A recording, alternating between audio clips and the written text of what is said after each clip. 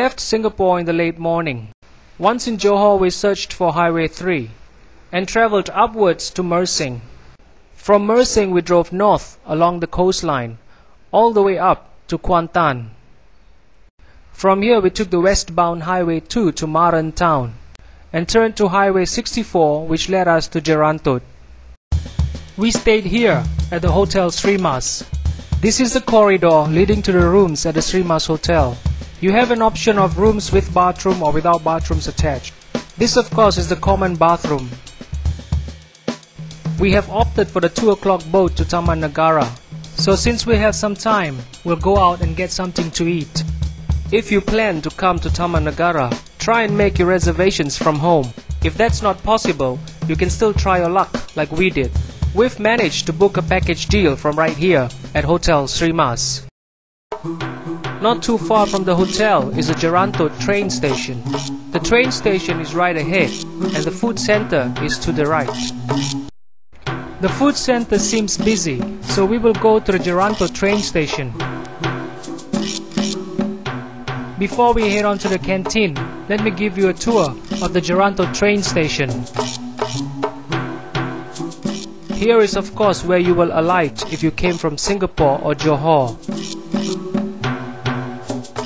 This is the restaurant where we had our dinner last night. Ask for directions to the Emas Hotel from this information counter.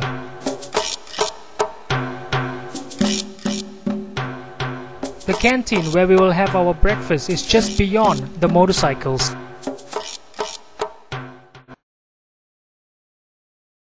After checking out from one Emas Hotel, we walked 100 meters to another Emas Hotel.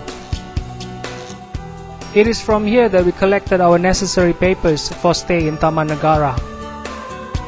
Our 3 days 2 nights package deal stay in Taman Negara also included lunch at this hotel before leaving for Tembeling jetty.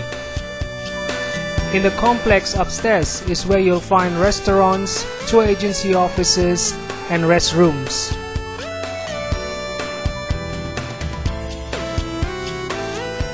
Should you drive, it is safe to park your car here while you enjoy your stay in Taman Negara. There are altogether 7 of us waiting anxiously for that queue to make our way down to the floating jetty.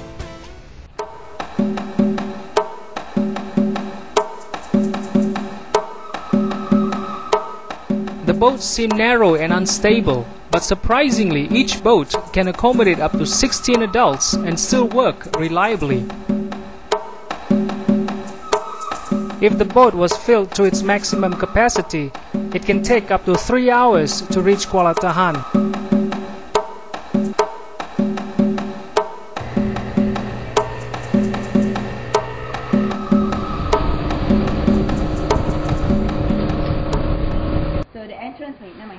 After about 2 hours in the boat, we have finally arrived at Kuala.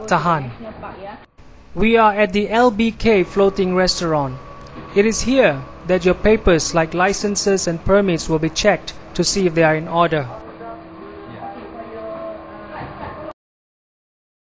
Once the papers check out, we are off to our rooms.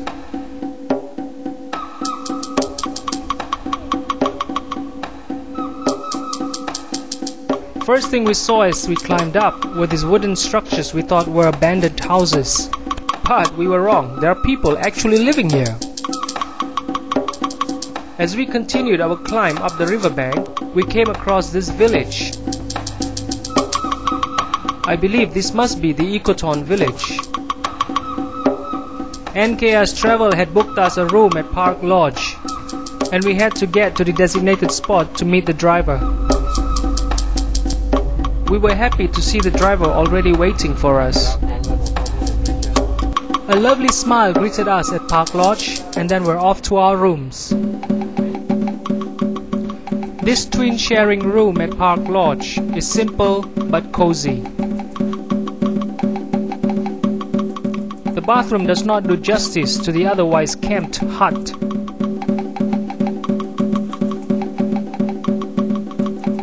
The first day is almost over and the night has just begun. We started the first night with dinner at one floating restaurant.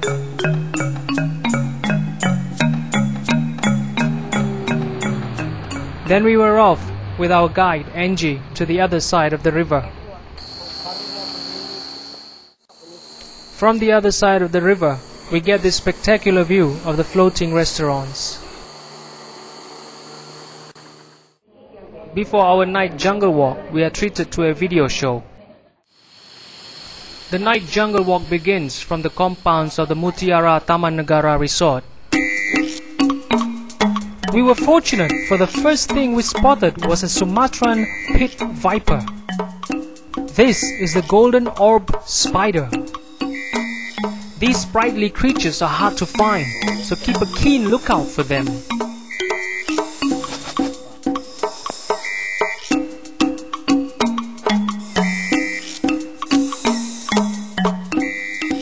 With our powerful nosy torchlights, we've managed to foul a squirrel's sleep.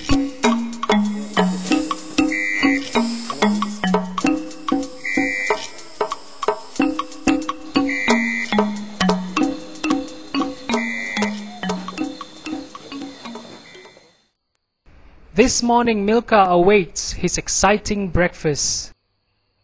At one restaurant, Angie is having delicious mee goreng for breakfast. As Angie is still at the table, I'd like to show you the kind of boat we'll be using when we shoot the 7 major rapids towards Sungai Trengan. We're off now on a similar boat to walk along the world's longest hanging bridge, the Canopy Walkway. The climb up can be quite a task, so bring only the essentials like a water bottle and a camera. Angie has found an injured Aquilaria malacensis or Karas tree. Burning the bark from this injured tree releases an aromatic fume. So the tree must be injured, then there must be a fungi infection. Okay, there must be a fungi infection, then only a small portion becomes this aromatic wood. So if you chop the whole tree down, you don't get useless. A quick answer to nature's call, and we're off again.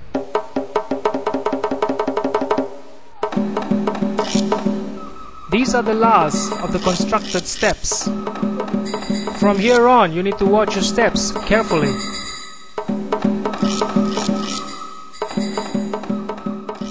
This is a starting point of the Canopy Walkway. Initially, it seems rather scary, but once you get the hang of it, there's nothing to it. As you can see how easily I've managed, even holding a camera in one hand. Once you've reached the platform, take your time and enjoy the view. Now you see our friend Canopy. It doesn't take too long before you become overconfident. If you're lucky enough, like me, you'd spot some beautiful birds when you're up there. So this one are very well known throughout Southeast Asia. In Vietnam, they call it tree of 1,000 use. 1,000 use. Tree of 1,000. From the leaf to the stem to the root, you can use. The leaf, if let's say people got infections on the skin, you can actually pound and then you put. We have reached near the top of Bukit Terisik. Using stones from these rocks, Angie shows us how to make paint. They want to make a hydro dam, so they put markings. And lucky thing, if it didn't materialize, the Japanese was kicked off by the British. Then the British, again, they want to continue with this project. But lucky thing, we have our independence before they managed to do so. Otherwise, we will lose the world's oldest rainforest. This is the world's oldest rainforest. Amazon is the biggest.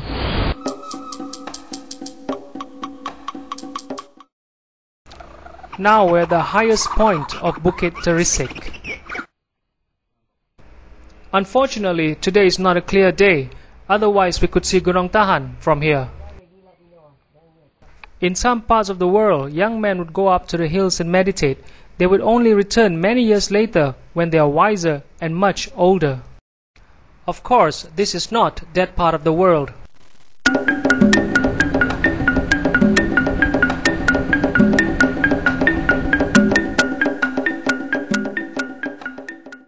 Okay, in Malaysia we have many tribes of Aborigine people.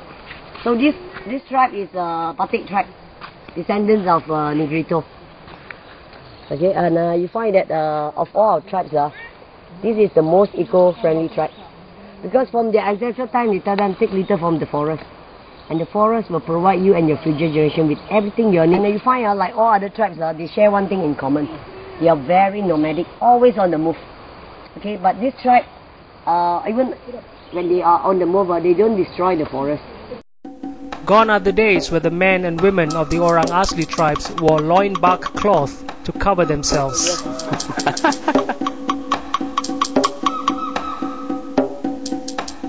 Their staple diet is simple: rice, fruits, cooked vegetables, and occasionally, when they do hunt, meat.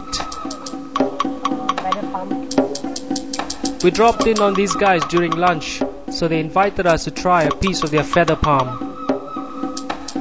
Just got married, you know, to Junaid. So for this tribe, their marriage, normally the parent they will meet the Tok Batin, the relationship man. Then they will decide, okay, they will say okay, maybe one bag of rice, make a heart. It's very simple. No dancing, no singing, just simple. And then they declare husband and wife.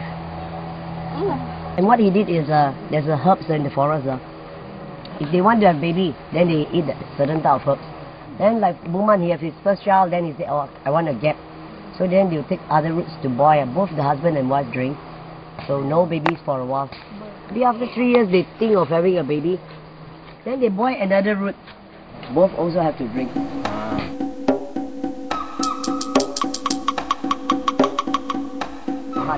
So you feel it's like terraforming, very light. Very light. This one is to make the back one. Okay, so that it's a balancer, can go very far. Aeroplane? Model aeroplane, the glider. They also use this. This is wood. The poison is only here. Also. So the poison is from Ipoh tree sap. And when we put this one in, you need the back one, you know why? Then better compression so that the duck will go very far. The recently married Junaid scrapes a bamboo to make tinder and shows us how he makes fire. With the tinder in the hole, Junaid drives a thin belt of bamboo against the pulai tree root. The rubbing effect creates friction and thus igniting the tinder. The ignited tinder is then dropped onto a larger ball of tinder. A little blow, and we have fire. Now Junaid shows us how he makes the propulsion end of a blow dart. He cuts and shapes a piece of pulai root into a cylinder, and then it's warmed. A tree sap is melted by fire and coated at the end of the dart. This is the glue that will hold the propulsion cone to the dart. Now Junaid shapes the cylinder into a cone for aerodynamics. A mempela sleeve which acts as a sandpaper is used to smoothen the cone.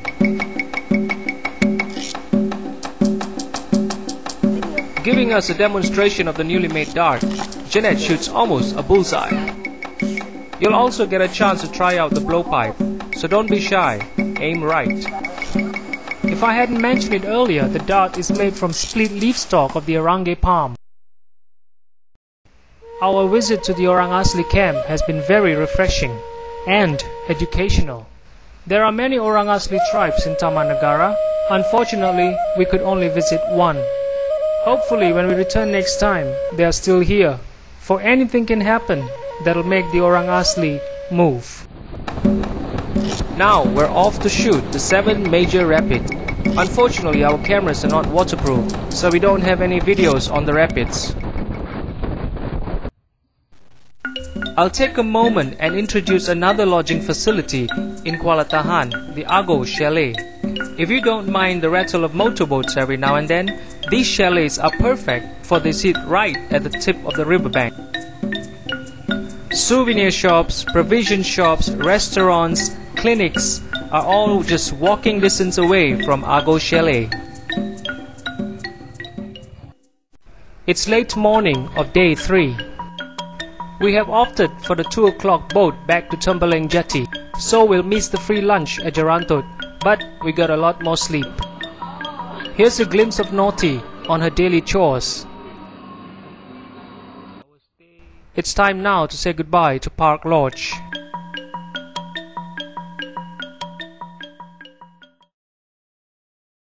It was a truly wonderful experience getting close to nature, and I am very sad to leave. As we leave the floating restaurants and souvenir shops, we make a southbound turn and head towards Tembeling Jetty.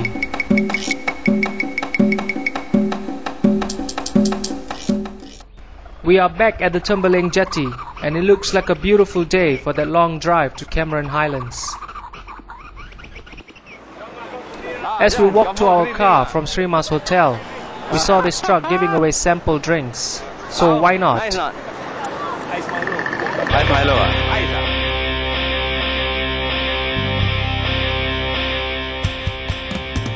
Because it was high season, we got the last available room for 60 ringgit. This is Brinchang Town on the morning of 20th December 2005. We didn't do much in Brinchang Town. Milka bought a magnifying glass and I bought a tiny camera tripod.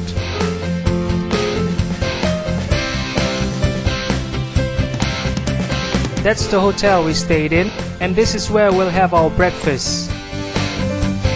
We're off again on the familiar roads of Cameron Highlands to Taman Rata. We made a brief stopover to photograph this Hindu temple. Nothing spectacular, just some curious shots with my cheap digital camera. Right after photographing the temple, my sandals mysteriously gave way. I hope I didn't offend the Hindu gods. I said goodbye to my faithful sandals, and we were off once again. Driving up Cameron Highlands, you'll notice many villages like this sitting on a hillside. This village belongs to the Senoi group of the Orang Asli of Malaysia.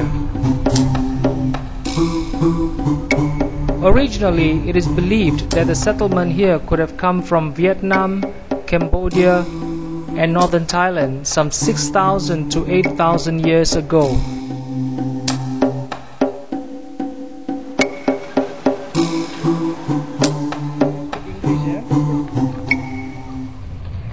Our coming has attracted some curious visitors. Well, these girls are shy, but I think I know how to win their hearts. A token of 1 ringgit each does the trick. Au revoir. We have finally made it to this very colorful and happy looking town called Taman Rata. It's a shame we didn't discover it last night, for we surely would have had more fun here than we did in Brinchang. We chanced upon this bazaar as we drove around in Taman Rata. You can find almost anything from right here.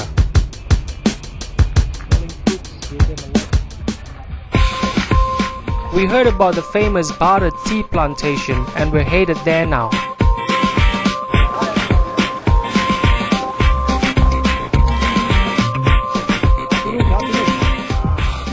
Anyone visiting Cameron Highlands must make a stop at this cake shop, sit at the sitting gallery with a cup of cha on the table, and be mesmerized by the spectacular view of the Cameron Highlands tea hills.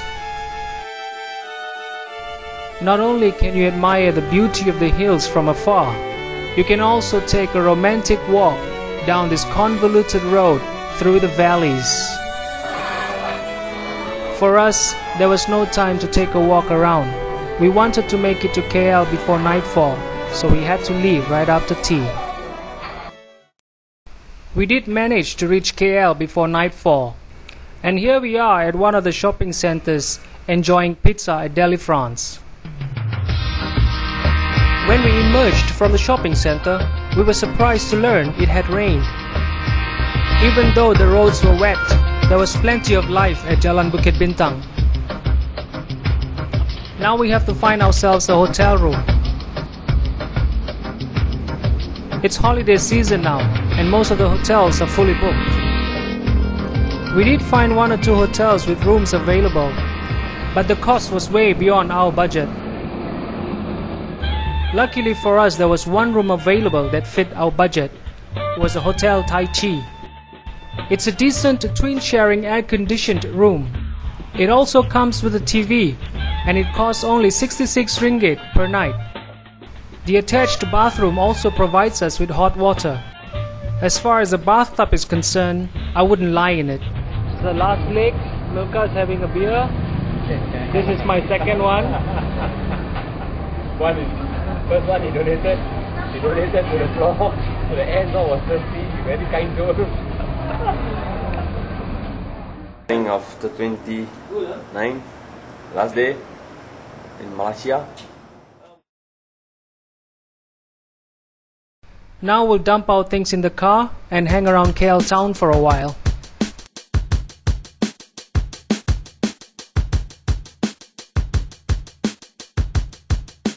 We had a nice short stay at KL, and now it's time to head back to Singapore. We had hoped to travel by Highway 1 and enjoy the more scenic view, but unfortunately, the road signs herded us to the North-South Highway.